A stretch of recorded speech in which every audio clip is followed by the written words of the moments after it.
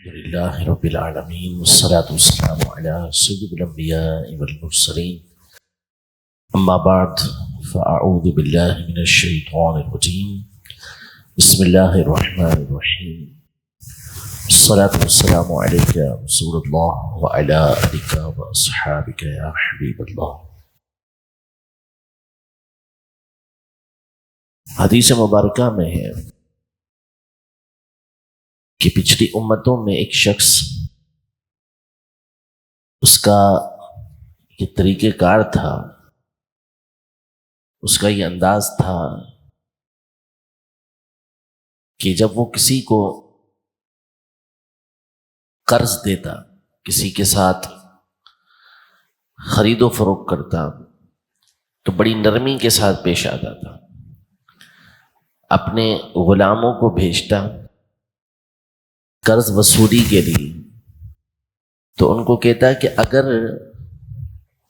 دینے والا جس کو ہم نے قرض دیا ہے وہ مالدار ہے، وہ دے سکتا ہے، لیکن پھر بھی مہلت مانگتا ہے، وقت مانگتا ہے، تو اس کو مہلت دے دو، اور دینے کی قدرت ہی نہیں رکھتا، دے ہی نہیں سکتا، تو اسے معاف کر دیں۔ تو یہ صحیح مسلم شریف کی حدیث مبارکہ ہے۔ نبی پاک صلی اللہ علیہ وسلم ارشاد فرماتے ہیں کہ جب اس کا انتقال ہو گیا تو انتقال کے بعد اللہ کی بارگاہ میں جب اسے پیش کیا گیا، اس سے پوچھا گیا کہ تیرے پاس کوئی نیکی ہے؟ تو اس نے کہا کوئی نیکی نہیں، البتہ اتنا ہے کہ میں مخلوق کے ساتھ، لوگوں کے ساتھ یہ مہربانی کیا کرتا تھا کہ جب کسی کو قرض دیتا تو اس سے وصولی کے وقت نرمی برتتا تھا، دینے والا دے سکتا تو وقت مانگتا، وقت دے دیتا، نہیں دے سکتا تھا اسے معاف کر دیتا تھا۔ اللہ پاک ارشاد فرماتا ہے کہ میں تجھ سے بڑھ کر رحم فرمانے والا ہوں۔ حضور پاک صلی اللہ علیہ وسلم ارشاد فرماتے ہیں کہ صرف اس وجہ سے اللہ پاک نے اس کی مغفرت فرما دی، معاف فرما دیا اسے۔ تو مخلوق پر رحم کرنا، مہربانی کرنا، یہ اللہ پاک کو بہت زیادہ پسند ہے۔ انسان ہو، جانور ہو،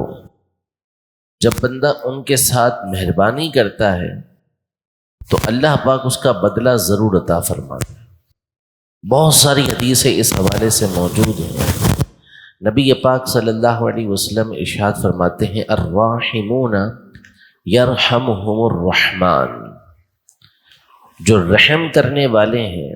مہربانی کرنے والے ہیں، اللہ ان پر مہربانی فرماتا ہے، ان پر رحم فرماتا ہے۔ ارحموا من فی الارض یرحمکم من فی السماء، کہ ان لوگوں پر رحم کرو جو زمین کے اندر موجود ہیں، جو زمین پر موجود ہیں،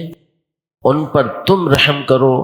آسمان کا مالک تم پر مہربانی فرمائے گا۔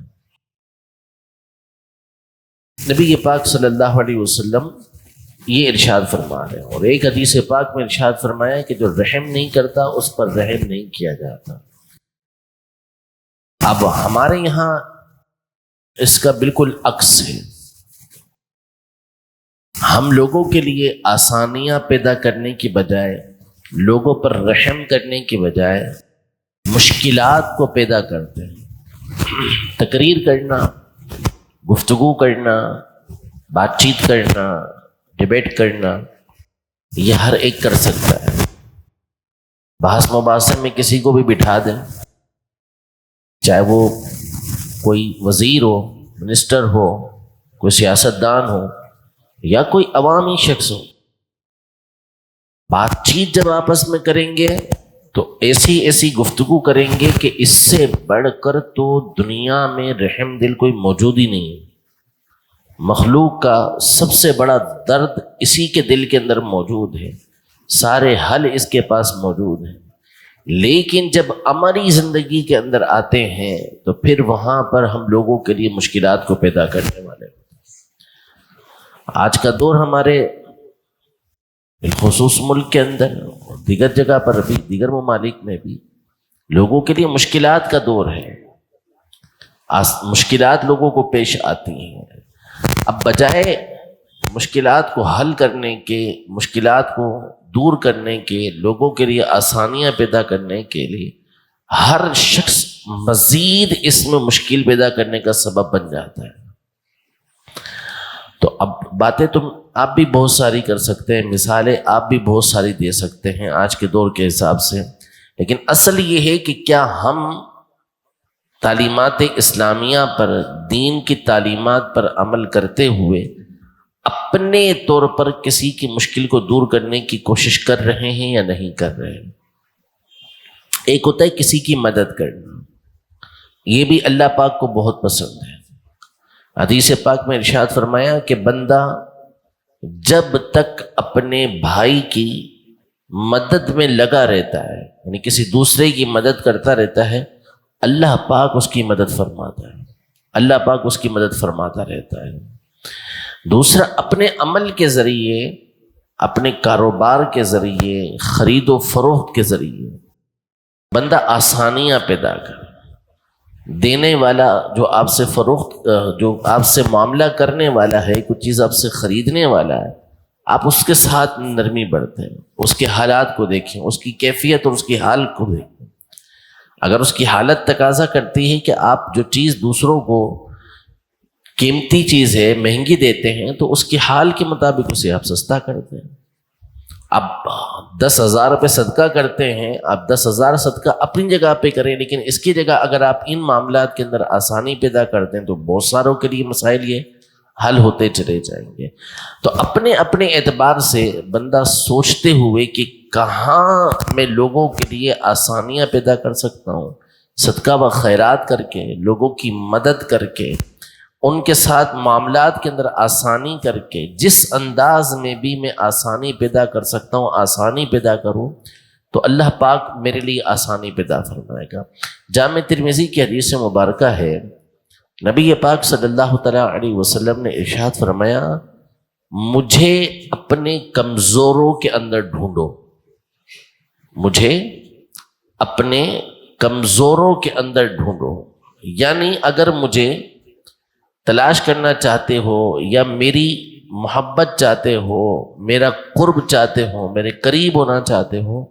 تو مجھے غریبوں کے اندر دیکھو۔ مطلب فرمایا آگے کہ تم جو رزق دیے جاتے ہو اور تمہیں جو مدد دی جاتی ہے وہ تمہارے کمزوروں کی وجہ سے دی جاتی ہے۔ ضعیف افراد، کمزور افراد، غریب افراد جو تمہارے درمیان موجود ہیں، اسی وجہ سے تمہیں رزق ملتا ہے، اسی وجہ سے تمہیں مدد حاصل ہوتی ہے۔ یہ ان کی برکتیں کہ جو تمہیں یہ مدد حاصل ہو رہی ہوتی ہے، رزق حاصل ہو رہا ہوتا ہے، لہذا ان کی مدد کر کے، ان کے ساتھ الفت و محبت کر کے مجھے ان کے درمیان ڈھونڈو۔ یہ نبی پاک صلی اللہ تعالیٰ علیہ وآلہ وسلم کی تعلیمات ہیں، نبی پاک صلی اللہ علیہ وسلم کا یہ طریقہ کار ہے۔ تو لہذا بالخصوص آج کے دور کے اعتبار سے ہم سب کو یہ ذہن بنانا چاہیے کہ جہاں اللہ پاک نے ہمیں موقع دیا، جس مقام پر ہمیں موقع ملے، ہم لوگوں کے لیے آسانیاں پیدا کریں، غریبوں کا خاص طور پہ خیال رکھیں۔ یہ بے شمار مرتبہ میں سمجھا چکا ہوں، بتا چکا ہوں کہ ڈھونڈیں، تلاش کریں ایسے افراد کو کہ جن کو مدد کی حاجت ہو، چاہے وہ آپ کے رشتہ داروں میں سے ہوں، چاہے وہ آپ کے محلے والے افراد ہوں یا آپ سے دور ہوں۔ جب آپ ان کو ڈھونڈنے کے لیے نکلیں گے تو اللہ پاک کی رحمت آپ کو تلاش کر رہی ہوگی، پیچھے پیچھے اللہ پاک کی رحمت آپ کے ہوگی جب آپ ڈھونڈنے کے لیے نکلیں گے۔ یہ اللہ پاک کی طرف سے انعام ہوگا۔ اور پھر اس کے بعد جو اللہ پاک سب سے بڑی نعمت دنیا کے اندر عطا فرمائے گا، وہ دل کا چین اور اطمینان ہوگا، دل کا سکون ہوگا کہ جو اللہ پاک عطا فرمائے گا۔ جب بندہ اس انداز میں کسی کی مدد کرنے کے لیے، چاہے وہ علاج کی صورت میں ہو، چاہے وہ اناج کی صورت میں ہو، چاہے وہ کسی اور امداد کی صورت کے اندر ہو، بندہ جب تلاش کرنے کے لیے جاتا ہے تو اللہ پاک اس کے دل کے اندر چین اور اطمینان کی دولت کو داخل فرما دیتا ہے۔ فارمیلٹی پوری کرنا یہ الگ چیز ہے، وہ تو بندہ کر کے گزر جاتا ہے، لیکن اس انداز کے اندر چلنا، اس انداز کے اندر نیکی کرنا، یہ جداگانہ بات ہے۔ نبی پاک صلی اللہ تعالی علیہ وآلہ وسلم کہ سینہ مبارکہ کو کئی مرتبہ کھولا گیا، کئی مرتبہ کھولا گیا، 3 سے 4 مرتبہ کھولا گیا، اور ہر بار اس کے اندر دل مبارک کے اندر الگ الگ اللہ پاک نے صلاحیتیں ڈالی، الگ الگ چیزیں ڈالی۔ ایک مرتبہ جب نبی پاک صلی اللہ علیہ وسلم کے مبارک سینے کو چاک کیا گیا، کھولا گیا، تو اس میں صرف اور صرف شفقت اور مہربانی ڈالی، مخلوق کے لیے مہربانی، مخلوق کے لیے شفقت اور رحمت نبی پاک صلی اللہ علیہ وسلم کے دل کے اندر ڈالی گئی۔ اللہ پاک رحم کرنا، رحمت کرنا کس قدر پسند فرماتا ہے کہ قرآن مجید فرقان حمید کی جب اللہ پاک ابتدا فرماتا ہے تو ہر سورت کی ابتدا میں بسم اللہ الرحمن الرحیم ہوتا ہے، اللہ کے نام سے شروع جو رحمان اور رحیم ہے۔ بسم اللہ الجبار القہار نہیں ہے، بسم اللہ الواحد المنتقم نہیں ہے، بسم اللہ العزیز نہیں ہے۔ اللہ کے یہ سارے نام ہیں، جس میں بہت سے نام کے اندر جو ہے وہ اللہ کے جلال کو پایا جاتا ہے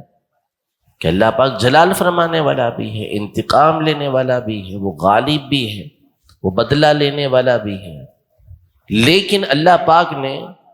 اپنے نام کے ساتھ جو اپنی صفات ذکر کی وہ الرحمن اور الرحیم ذکر کی، کہ اللہ کے نام کے ساتھ شروع جو رحمان ہے اور جو رحیم ہے۔ سورۃ الفاتحہ کی ابتدا ہوتی ہے تو اس میں بھی اللہ پاک الرحمن الرحیم ارشاد فرماتا ہے۔ یہ اشارہ ہے اس بات کی طرف کہ اللہ جل شانہ کو رحمت بہت زیادہ یہ پسند ہے۔ حدیث پاک میں ارشاد فرمایا کہ اللہ کی 100 رحمتیں ہیں، اللہ کی 100 رحمتیں، مثال کے طور پر ارشاد فرمایا، اس میں سے اللہ پاک نے ایک رحمت اتاری ہے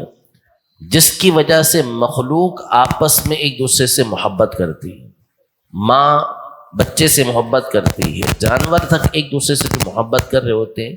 یہ صرف اللہ پاک کی ایک رحمت کی برکت ہمارے سامنے ہے۔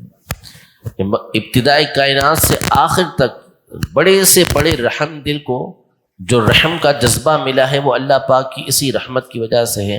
اور قیامت کے دن اللہ پاک کی 100 رحمتوں کا ظہور ہوگا۔ تو ایک رحمت کی وجہ سے آپ دیکھیں کہ بعض لوگوں کے دلوں میں اللہ نے کتنی رحمت ڈالی ہوئی ہوتی، کتنا ان کے اندر رحم کا جذبہ ہوتا ہے، تو جب 100 رحمتیں ہوں گی تو پھر کیا کیا نظارے ہمارے سامنے ہوں گے۔ ایک حدیث پاک میں یہ ارشاد فرمایا کہ جو غربا ہیں، فقراء ہیں، آج دنیا کے اندر ان کی مدد کر کے